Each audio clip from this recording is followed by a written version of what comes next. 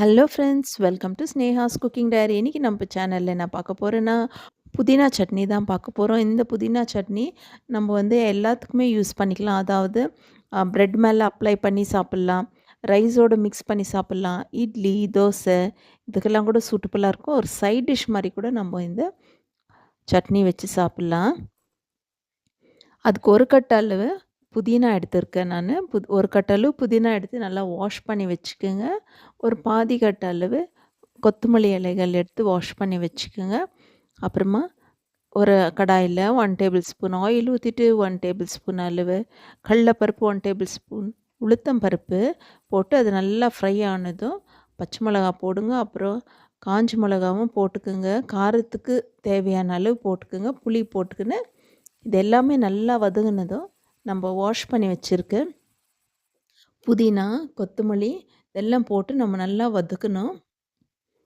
இது நம்ம நல்லா வதக்கிட்டு அப்புறமா நல்லா கூலான பிறகு தான் நம்ம கிரைண்ட் பண்ண போகிறோம்.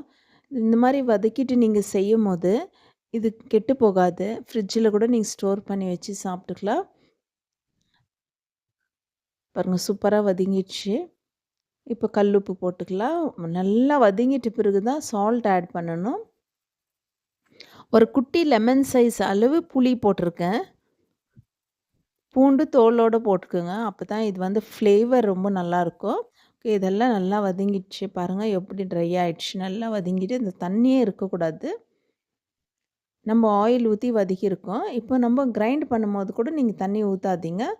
நல்லா கிரைண்ட் ஆகிடும். அது ஆயில் ஊற்றி நம்ம வதக்கியிருக்கிறதுனால. ஓகே, இப்போ பாருங்கள் கிரைண்ட் பண்ணிவிட்டோம். இந்த ரெசிபி உங்களுக்கு யூஸ்ஃபுல்லாக இருந்துச்சுன்னா ஒரு லைக் பண்ணுங்கள், ஷேர் பண்ணுங்க, சப்ஸ்கிரைப் பண்ணுங்க, பெல் ஐக்கான் கிளிக் பண்ணுங்க ஃப்ரெண்ட்ஸ். சூப்பரான புதினா சட்னி செஞ்சு சாப்பிட்டு எப்படி இருந்துச்சுன்னு எனக்கு கமெண்ட்ஸ்லேயே தெரியப்படுத்துங்க.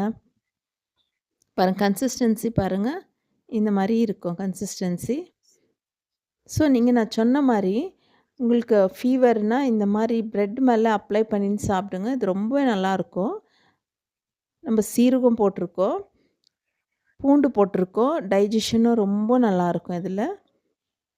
ஓகே ஃப்ரெண்ட்ஸ், இது வரைக்கும் நீங்கள் இந்த மாதிரி ஒரு புதினா ஊறுகாய் சாப்பிட்லன்னா இது செய்து சாப்பிட்டு கமெண்ட்ஸில் தெரியப்படுத்துங்க. பாய், see you all in next video.